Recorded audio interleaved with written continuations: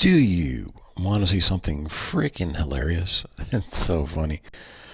It's recorded many times in my scriptures that testify of me. If you know what to look for, if you have enough wisdom, you will understand that there have been said, I think it's in Jeremiah somewhere, maybe 23, where there's so-called prophets, but speak out of the vanity of their own hearts. And so this moron, he uploaded a video saying, stars are moving! And so he shows images of star trails. So, taking the same time, every set interval of time, maybe every, I don't know, few minutes or whatever. And you'll notice that, they're not, it looks like the stars are being displaced over time. But, see, this guy's an idiot. He thinks that we're rotating on a spheroid, even though I busted that completely. It makes no freaking sense. Ladies and gentlemen, I told you this before. Just watch my stuff, okay? This guy brought it to my attention. BJ, hey, BJ, how's it going? Don't be fooled by charlatans who want to pump up their own egos in the guise of saying that they're working for me. I'm God. And so, watch this video. Reality check, cosmic microwave background, where Mr. Fool, Lawrence Krauss, talks about, gravitational lensing, doesn't even understand that the stars are behind a bumpy glass surface that varies in refraction over time. And so that's why we get the displacement. I'll show you this. I made a 3D version of this as well, but here, this is what you need to understand. Mass can act like a lens and Wrong. magnify things. Wrong. And split images. Wrong. And that's precisely what we're seeing. No, it's not. All of these blue things are different images of a single galaxy located about It's called 3 glass in billion front of light the years behind stars. this cluster. Bumpy glass in front of the Gravity stars. is Gravity? magnifying the image, distorting it, and bending it. Really? Remarkable. Remarkable. Truly remarkable. But because we understand It's general kinda like- relativity, we could work backwards. Oh, yeah. Let's work back. Okay, this is what it is, basically. During the time of the flood, these sonoluminescent stars, they clustered together and they became very hot. And they began to melt through the glass celestial firmament and creating these little pockets, these little indentations and openings. The windows of heaven were opened, right? Windows of heaven were opened, and so the water came down. The water also came up from the fountains of the earth. And plus, so we had water coming down. And this is an older video. I actually added more glass spheres. There's concentric glass spheres. But anyway, keep going, Steve. Coming up.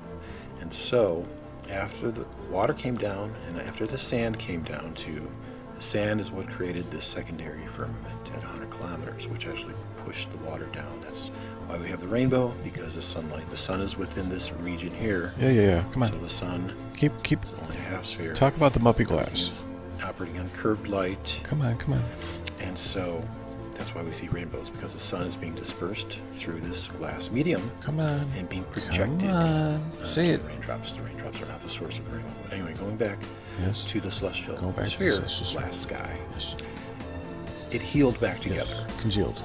So it closed up. Yes, it the did. windows of heaven were closed after the great flood. Because it's very cold. So you got superconductivity going on over here. Extremely cold. It's like negative 454 degrees Fahrenheit.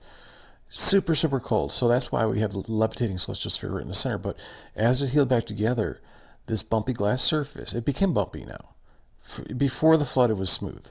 After the flood, because the stars melted through and they created holes, it congealed back together and it made a bumpy surface, which actually creates refraction. That's why we get redshifting. That's why we get so-called gravitational lensing. Okay? So finish up. Indentations, these peaks and valleys. Yes, peaks and valleys. This glass celestial firmament, because of the way it had been ruptured and opened up, and then it healed back together, it's not perfectly Keep talking. smooth. Hold up the glass, Steve. Like this glass. There you go. Holding up the glass. Okay.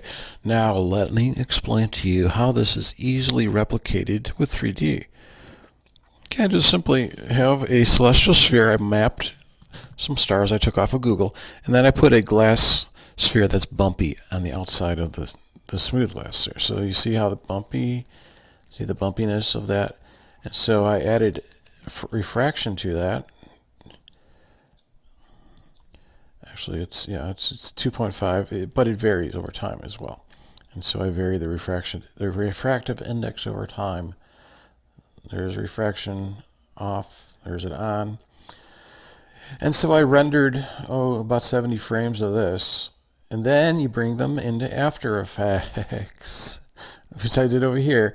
And then you set the mode to screen, and then you offset each one of those. You duplicate the frames, and you offset them one frame at a time.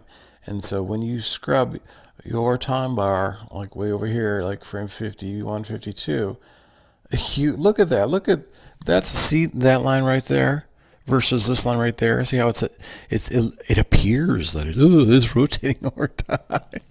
It's just simply that these stars are behind a bumpy glass surface. It's not gravitational lensing. This cannot be explained any other way, because within a heliocentric model, if you don't say it's some form of mysterious gravitational lensing, you cannot resolve this. Because if these stars were supposedly light years away and they were rotating over just one, not even half of a night, a couple hours, these stars wouldn't be visible in the night sky the next night. Do you understand that?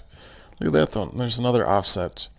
So the bumpy glass surface offsets the stars over time, depending on where it is located, how it is viewed, what position in the sky it is.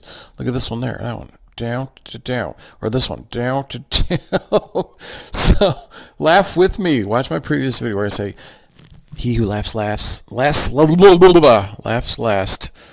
best, and those who laugh with me. So if you're laughing with me, you're realizing you're inside the concavity of my Earth, and there are glass concentric spheres in the sky that totally rip up and destroy any kind of bullshit heliocentrism or any kind of geocentrism or any kind of flat earthism.